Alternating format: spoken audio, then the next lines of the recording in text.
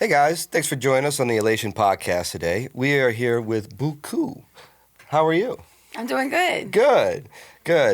She's a new artist here in town and doing some big things, so can't wait to get a little deeper into what's going on. Tell me a little bit about your background. Where are you from? I'm from Marrero. Marrero. From the West Bank. From the West Bank. You say that real West Bank. Marrero. Yeah, I said Marrero. Born and raised. I've been there till I was 18. Yeah. I was really sheltered, though, growing up. So I didn't really get to experience, like, the East Bank or Sheltered, the city. like what? Like, meaning, like, explain a little bit. Oh, man, we're going to get into my family for a hot second. But, like, I'm the oldest of 5 kids. And with my parents... when I was 12, my mama had just had twins. So that made it 5 of us. We all the same daddy, whatever. And he passed from suicide when I was 12. And I had to, I experienced that at a young age. I'm processing it. And, if my mama needed me to, do what I had to do, at 12, 13, 14, whatever, babysit, right. And that just became the norm. Right. So even whenever I became, more grown, I want to hang out with friends or whatever like that, I wasn't allowed to do that. I never really got to, experience the city. So now that I'm back, right, it feels like a whole new world. And I mean, whenever I was in college and whatnot, I went to college at Southeastern. Okay. Southeastern Louisiana University, lion up, hey. And I would, go to the city and whatnot for, Mardi Gras. I would go see Endymion on the risers or whatever. And, New Year's and whatnot on Bourbon. That was crazy before COVID. That was wild. I think about what happened to New Orleans, pre-COVID. Oh, I know. It was nuts. Oh, we needed that deep clean. We was trifling out in the street. It's still bad, but, damn. Well, remember the Mardi Gras before COVID, too? All kinds of people died from the tandem, Dude, no, they floats. Stopped. Literally, I think that it was that parade. Somebody got crushed in between. Yep. I was like, this is ridiculous. 3 people died that year from different parades. I was like, what is on the city right now, bro? We've always had that random fall off, guy that kills or falls off and gets run over by the tractor or something like that. But the ones that are getting crushed in between the tandems, that's your own fault. That's you. They're trying to cross the street. They're trying to cross the street. Yeah. Who does that in between? No, I'm gonna wait my turn. I mean, to cross it, I'm gonna wait my turn. Ridiculous. But no, you're right. I think it did need a little bit of a cleansing for sure. Yeah. Just a deep clean. The streets quite literally. But yeah, now that I'm back, I feel. Everything feels brand new to me again. And I think that's the one thing out of me being very sheltered, I got to experience a perspective of the world and as an adult with fresh eyes. And I'm just wow, y'all really got it like this. And people that have had freedom, have been driving cars since they were 16. I had to go walk to my driver's test, use their car. I've had to make everything happen on my own. I am estranged from my family. So I don't really, I think things will get better with time. But everything that did happen with my father's suicide really did break a lot of things down. Yeah, that's a tough thing to get over as an individual or a family. The family experiences, it just definitely cuts deep everywhere, and everybody's going to handle it differently. So that's tough. Well, I'm sorry to hear that. But it put me into the arts. Yeah. So that happened to me when I was in 6th grade. That's how I found everything. So that's how I got into music. That's how I got into art. That's how I got into acting. That was your outlet. Yeah, I was going to school in Jefferson Parish. They have the gifted and talented programs. I applied for every single one and got into every single one. That's went awesome. Through the testing, and I went to Ellender. Marrero, and I was able to go to the after school programs because everything felt so weird at home. And so I just fully immersed myself into anything creative. I really didn't know what I was trying to express, but even when I was looking back, I was okay, we're about to talk about art, we're about to talk about all the stuff that has developed me to this point, and it starts way back. I mean, it starts when I was 2. Right. I know I'm we got notes on the board. I'm hitting all this. I love talking about this. The notes don't mean nothing. Okay, cool, they're just cool. guidelines for me. But no, so what did you do in college? Because you went away for college. So what were you doing out there? I was so I first went to college. when I was in high school, I wanted to be an art teacher, or I wanted to be an artist. Ain't nobody told me that meant I wanted to be an entrepreneur. Right. You know, I was like, I'm just going to make some paintings and have a good time. And no, not it at all. Pricing your art, the time into it. It was entrepreneurship. It's political, the whole art industry. You got to know how to write. Yeah. You got to know how to speak. You got to know how to sell yourself, sell your art, sell your story, sell your vision. Like, you got to know how to talk. You have to know how to network. You have to show up to so much stuff. All for your color pencil drawings. Like, that's where I was at. And I got scholarships for it to be, get my degree in art. And that was how I was able to get through college, was through scholarships. I went to Thomas Jefferson. That's the magnet school in Gretna, off of Gretna Boulevard. I was supposed to go to Eric, but I ended up testing into Thomas Jefferson for high school. And I changed my major from art education to marketing, because I figured in my head, this is just art for corporations. And I also saw that the pay ceiling was, unlimited if you were, freelancing or doing whatever you want to do.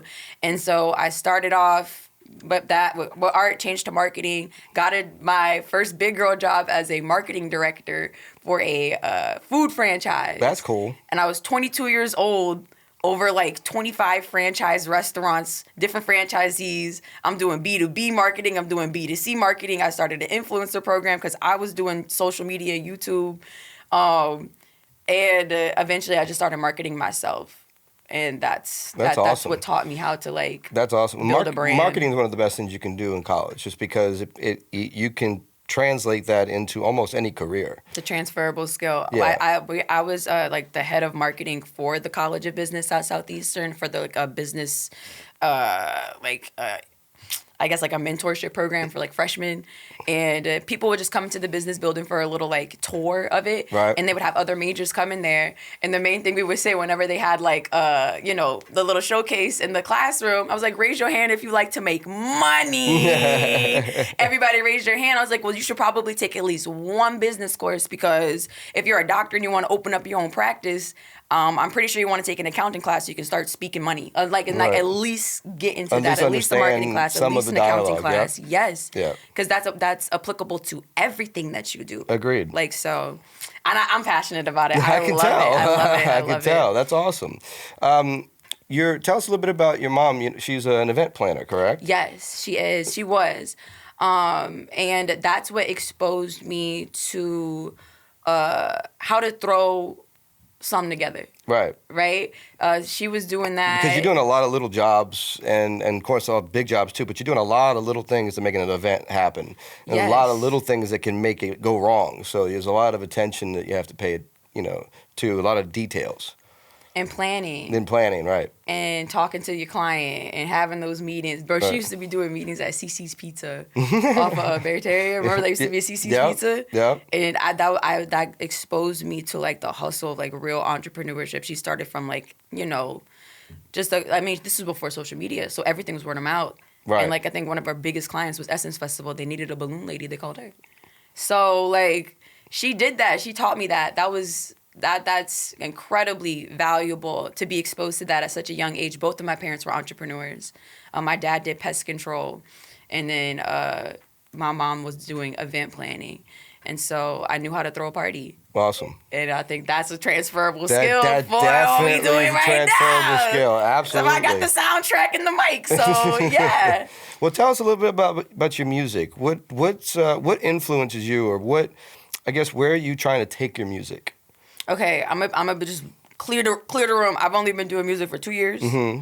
I produce my own music. So do you have kind of a bounce sound to you, don't you? I do. Went on Reddit, downloaded the New Orleans bounce sound pack, and I use those for my samples. I love the music in this city. I love how everything's so mixed. I'm mixed. When I was going to high school, middle school, I don't know, the diversity in people, I don't know, maybe it was just my grade, but everybody fucked with everybody. Everybody was cooling with one another, and so we got to exchange ideas, music, culture, food, Right. and it was really, really nice. And I love to blend all of those things that I was exposed to being in New Orleans, like Vietnamese culture, Dominican, Cuban. I feel like it's very personal to New Orleans in a sense of how integrated we all are, because that was my experience growing up here too. There was really no separation. I didn't get the separation part till I moved away. Yeah. You know, and to see how other states and other cities handle it, and it really is separate cities inside of cities. You know, but I never got that feel here. I felt like we were all just one group. Yeah. You know, so we'll that's all make it together. Like, yeah, we friends. We in this. Yeah. We all feel pain the same. We was all saying that. Like, right. Yeah. That's awesome. Well, so tell us a little bit about your project that you're putting together right now. Okay. This is crazy. So I just got signed a month ago. Everything's been moving so fast. It's been wild. Shout out to Lex Can Records. Alexis in the room right now. And so I already have one project that dropped in October called Deeper. Mm-hmm. And that's 11 songs. I produced 9 out of 11 of them myself. Most of it was recorded in my apartment. But now I'm at Elation. I have a team. Yep. I've started collaborating with people. A lot of this I've just been doing on my own. I started making music because I was just really, really sad. And I wanted to go back to... I was like, on YouTube looking up self-help stuff. And they were like, go back to something that you loved when you were a kid. Right. And I was like, I loved music so much. I loved performing on stage. I did dance and beauty pageants on stage. And how can I, make something out of this like deep sadness I was into? I was just, I need to be uplifted. Right. I'm going to make some music that makes me feel good. Maybe I can help somebody else along the way. But in all honesty, I was just making it for myself at first, and people were really like, this is good. And I was like, okay, cool. Because I'm not even on like Logic or FL. I'm on Soundtrap. Spotify owns it. Wow. And they like partner with Splice. And so I get like new loops every month, and I think that's sick. I think that's real nice. But like, I'm still learning. I love being around all of these people here at Elation that have been doing this for years and are willing to teach me, because I come in so excited and so eager to understand what's going on the screen. Right. And they're willing to teach it to me. And Absolutely. Luckily I have a good base vocabulary to comprehend what's going on. Right. And then hopefully I can apply it when I come back home, bring them something even like easier to work with, something more dynamic, because they taught me something new. Right. And this has just been like, collaborating has been so refreshing. That's awesome. No, that's one thing that we've always at Elation, that we promote collaboration, because you can't do this by yourself. And it's better to have 2 ears instead of one, and it's just, and if we all had the same goal, things move faster and forward, Yes. So, well, good. I'm glad you're getting the family feel here at Elation. That's awesome. I am. That's awesome. What I know some new exciting stuff happened. Let's just say last night, and so I'm gonna let you tell the story of the exchange you had. Okay, so Drake was in New Orleans last night. I think he's still here today, and we just handling some business, and we ended up at the Drake concert, but I had brought my book bag. I didn't know what was going on. The way they were like, I'm in Covington. I get a call from Alexis saying, your window is closing. We have to go now. Get on. We gotta go. And so I'm like, oh my God. Like, I'm moving as fast as I can while like trying not to freak out. Because this is exciting. And I mean, this is like, it's showing me like how fast you got to move. Sometimes opportunities are in like a 10-minute window. You don't know. Yeah, 100%. So I was like, okay, we got to get moving. Let's go do this. We finna do this. We finna have some good time. I just got to show up and do me. I get to show people my music. And so I was like, hold on, let me bring my book bag. Bro, okay, so it's at the Smoothie King Center. I'm not thinking. I'm just running. We're just trying to get there. I don't know how we gonna get in. I don't know how security's set up. Maybe they're gonna let us through the back. Who knows? I can bring my little book bag, whatever. No. It's not like that. We didn't have it like that at that moment. So they were like, you can't bring your book bag in and we're not going to watch it for you, which is like classic for security. I was like, oh my God. I tried to put it like next to them. They're like, nope. I was like, what am I going to do? Clear bags only. Clear bags only. Yep. Definitely no furry book bag with rhinestones on it, bro. So I'm like, okay. So there was a bush in the back, like next to these like dumpsters. And I was like, we finna do it. So I run over there. I put it behind there. A good omen was there was already somebody else's purse. I guess you picked the right spot. I did. And then we like had the night. We got to I met Birdman. That was crazy. I met so many just incredible people. Shout out Fee. Shout out Fee. Shout out Fee. This has been incredible. I mean, I didn't know if I could say shout out Fee yet, but like shout out Fee. Like this has been so crazy. Everything's been moving so fast, and all I can do is just smile and be grateful. I felt so at home, and that's always I feel like something that maybe like a new artist might like tweak about when it comes to meeting their idols. Right. But when I tell, and like, you don't know how your energy is going to be when you're in a room full of that much talent and power and opportunity. Right. And I felt right at home. And I was like, my people. And that awesome. was so, that was so affirming for me. Right. Everyone like saying like, sheesh, this the one. This is Bookie, baby. Like, if you don't know, now you do. You already know. And like, just to get that, yeah, it was amazing. That's it was awesome. so cool. I saw J. Cole at Treehouse. I was like, hey, we lit. And I was in my like oversized tee, big pant. I really wasn't trying to show out, but I brought that energy and it was reciprocated, and that just felt so good. Well, that's awesome. Yeah. Yeah, those experiences are something that forever change the way that you perceive yourself, the way you perceive your art, and can keep you moving forward in times when, you know, no one else is patting you on the back, because there are those moments, you know, so those are good to take in for sure. You know? Well, so what's the next step? What's the next project that because I know you have probably thoughts on the next 10 years in your head right now. So what's a wish for your next project that you want to get accomplished? Bro, okay. I only make music so that I can like get it on the biggest speakers out there. Like I want to perform my music for as many people as possible. Right.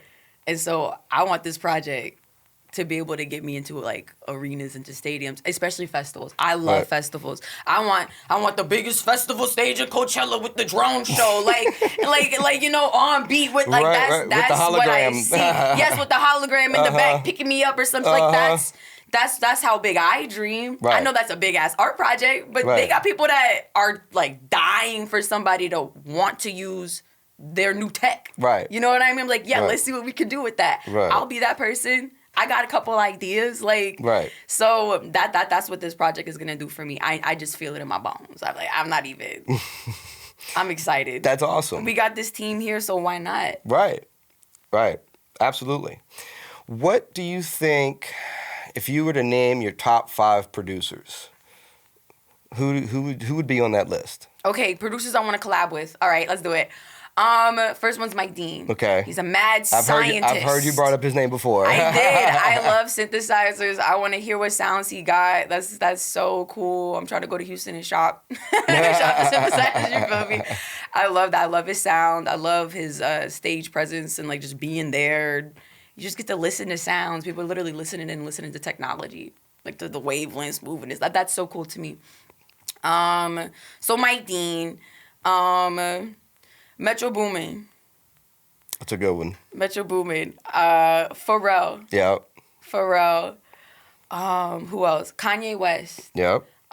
Sampling and his, like, what is it? Apprenticeship with Jay Dilla. I like, mean, what? Like, right. I need that. Right. I want that. I'm trying to learn how to do this. Right. And that would be so incredible. And then one more. We got Black and Mild tonight. Black and Mild tonight. Yeah. So that's Black going to and be lit. Mild tonight. So that's a done deal. Yep. So, yep. yeah. This feels surreal, bro. This, everything feels touchable. Like, everything feels accomplishable. Like, I could think of the next steps. Everything used to feel so hard to reach, but just being around people that care about the music, that care about the art of it too, that matters a lot. Like, I'm not just on the mics just saying shit. Like, I write with intention. I make my music with intention. I want people to feel how I feel when I say these words with this melody, with this sound, with this. And it feels, I love being in a room with a producer. I love learning from a producer that's like heard a bunch of shit. If they're like, wait, this is kind of cool, I'm like, that's all right, let's do something with that. Okay, cool. I'm glad you like it too. Me too. So yeah. Yeah, no, good producer in the room can change lives. You know, really can change lives. Good engineer and good producer. Yeah. You know, those are your two keys. Gotta mix my voice just right. Absolutely. What would be some advice that you could give an artist? Because I know you've been through some dark times, so and you've used music as an outlet. What would be some advice that you would give a new artist that has some dark times and is looking for something, some type of channel to get out? How would you explain for them to find that place? I would tell a new artist first and foremost to get off their phone. To get off of Instagram unless you posting. I'm telling you this right now. And the only reason why I have over 500,000 followers, not even before the music. I was doing fitness. Right. Before that, you have to create more than you consume. Right. Especially if it's on social media. Especially if it's just coming from these random pages. You don't know who they are. Right. So if you can get in front of real people and off your phone, you'll get a lot farther. You'll make better art. You'll post more original, fresher content. I see a lot of artists just on social media scrolling to get inspired. Right. And then they're addicted to that feeling of, I'm getting inspired, and they don't make the art, and they waste an hour and they're not. also inspired by recycling the same thing over and over again, because that's not new inspiration. New inspiration is in your windshield. You know, it's not in your phone. Like it's in front of you. Yeah. You know, so but that's good advice, because I definitely think that we are too addicted to what we can find here to help us make us feel better. You know? And every artist right now is a content creator. Right. You have to be on social media, but you shouldn't be on social media. Right. You need to be putting in the hours with the camera rolling, sure. Right. But you shouldn't be worrying about everybody else's business, especially if you're trying to establish a name for yourself. Right. So if you're going to be on your phone, it should be learning how to, make a brand for yourself. And it's called influencer for a reason. If you as an influencer are watching a bunch of influencers, you're being influenced to do what you want to do instead of creating original content. Yeah. So it also helps you stay to your original self, is to get off of all those opinions and things that you see that, oh, maybe I need to do it like that. No, do it like you. Mm-hmm. You know, so I think it's great advice. Yeah. I think it's great advice. Well, we've talked a lot about music, and I know how it's helped you in your life. But I like to ask the question at the end of the day, what brings elation to you in your life? Which, elation is peak happiness. So what would be that moment? A good meal. I'm in love with the food. Simplicity is the key to a happy life. As long as there is food on my plate and a meal in my belly, I could do anything. And I think that's that. I wish I was joking with you. No, listen. As long as I got a good meal, I'm hydrated, and I get my little workout in 3-4 times a week, I am on top of the moon. I know I can do anything as long as my vessel is taken care of. Right. I can't make art. I can't be on stage without this body. So as long as I'm eating good, sleeping good, being hydrated, taking care of myself. I'm a certified personal trainer, so I really do care about that. You really do need to eat. Yeah. Yeah. But when I tell you, it just makes me. I love breaking bread with people. I love me some food. I love cooking. Okay. Well, so now I need to know your morning routine. Okay. Lately, things have been different. I'm sure. In the last month. Because you're going to sleep in the morning. Yeah. I went to bed at 5 in the morning last night, but I was here for this interview. We did it, and it's lit. But my morning routine, I mean, I don't know. I put on my gym clothes. I already had it set out the night before. Well, no, but being a physical trainer, you have to have, I need 5 bananas in the morning, 3 eggs. Like you don't have like a regiment. Like I be taking supplements. Okay. I do that. I'll take my little green juice in the morning. I'll do that with the little zzz. Let me shake it up. Hey, I do that every morning. I'll either do a cup of coffee or pre-workout. I just drive to the gym.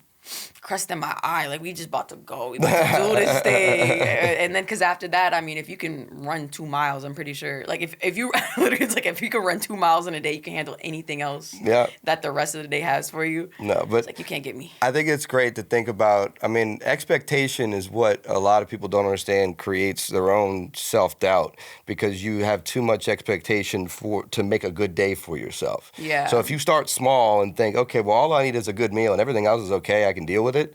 That's a great way to look at life because it shortens the expectation of what creates that good day, you know? Yeah. Because days are always very up and down as an artist, you know, in this industry, period. Yes. You know, so it's a good way to look at it.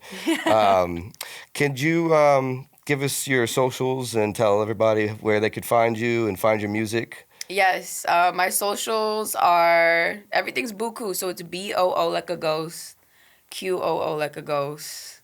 So if you just look that up on anything, you're gonna find me. I'm the only Booqoo spelt like that, which I think is such a flex. You know, I think that's so cool. Like Booqoo coming out of New Orleans is such a powerful statement. It's that's a powerful. great It's sentence. a great, yeah. Like, and then it's me. Yeah. And so it's even better. So like that's how I feel about it. And you are plenty Booqoo. Yeah. They call me that. My personality's so big. Yeah. And I also have a lot to bring to the table. So I mean, you're working with an artist named Booqoo. You wouldn't be surprised when you see what I come with. Right. Absolutely. Yeah. Well, great. Well, awesome. Well, thanks for talking to us today. Yeah. I had a good time. It was good to get to know you. Get to know you Yep. too. Thank you for joining the Elation Podcast, where we find exhilarating euphoria through creation and collaboration. See you later, Booqoo. Bye.